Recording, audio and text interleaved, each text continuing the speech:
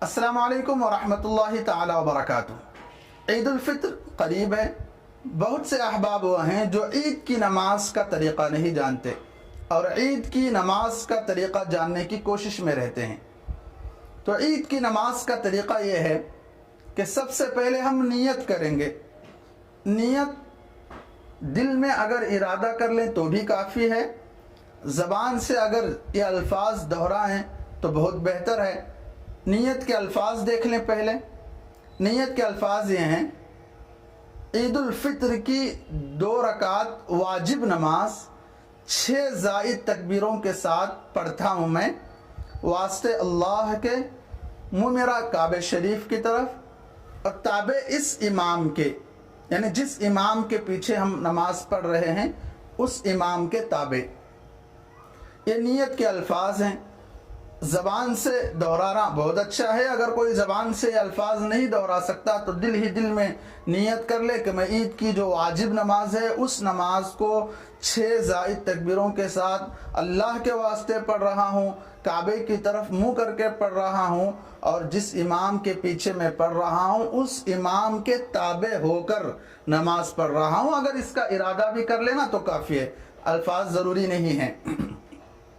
ये तो हमारी नियत हुई। अब आइए नमाज के तरीक़े की तरफ कि नमाज किस तरह अदा करनी है।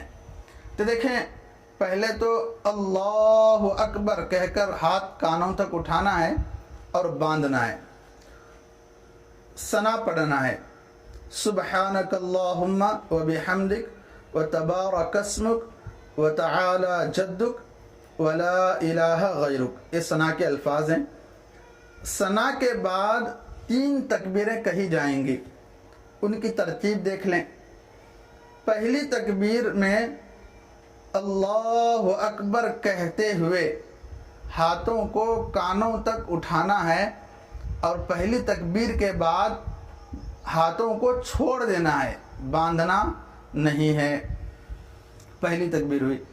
दूसरी तकबीर में हाथों को कानों तक उठाना है अल्लाहु अकबर कहते हुए और दोनों हाथों को छोड़ना है। तीसरी तकबीर में हाथों को कानों तक उठाना है अल्लाहु अकबर कहते हुए और हाथ बांधना है, हाथ बांधना है। तो जो सना के बाद 3 तकबीरें कही जाएंगी, पहली 2 तकबीरों में हाथों को कानों तक उठाकर छोड़ देना है और तीसरी तकबीर में हाथों को कानों तक उठाकर बांधना है। और जब 3 तकबीरें हो गई तो अब अऊज़ु बिल्लाह पढ़ना है, बिस्मिल्लाह पढ़नी है। फिर इमाम साहब सूरह फातिहा पढ़ेंगे और कोई और एक सूरत उसके साथ मिलाएंगे। रुकू होगा, सजदा होगा, 2 सजदे होंगे। तो पहली रकात कंप्लीट हो जाएगी, मुकम्मल हो जाएगी। पहली रकात के ख़त्म के बाद इमाम साहब दूसरी रकात के लिए उठेंगे। अब दूसरी रकात स्टार्ट है, शुरू है। इमाम साहब सूरह फातिहा पढ़ेंगे, कोई और सूरत पढ़ेंगे।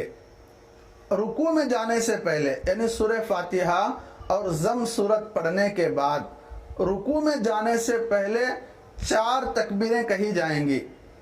उन 4 तकबीरों में पहली 3 तकबीरों में हाथ कानों तक उठाकर छोड़ना है और चौथी तकबीर में हाथ उठाए बगैर तकबीर कहते हुए सीधे रुकू में जाना है। देखो, उसको प्रैक्टिकली करके दिखाता हूँ।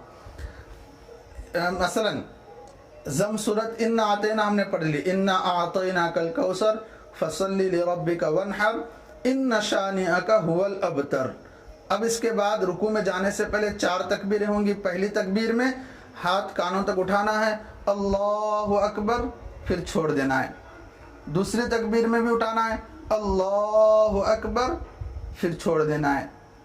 तीसरी तकबीर में भी उठाना है अल्लाहु अकबर, फिर छोड़ देना है। चौथी तकबीर में हाथों को उठाना नहीं है बल्कि तकबीर कहते हुए सीधे रुकू में जाना है, अल्लाहु अकबर कहकर रुकू में जाना है। समझ में आ गई बात? तो बहुत आसान है। पहली जो रकात है उसमें सना के बाद 3 तकबीरें होंगी। पहली 2 तकबीरों में हाथ उठाकर छोड़ना है, तीसरी तकबीर में हाथ बांध लेना है।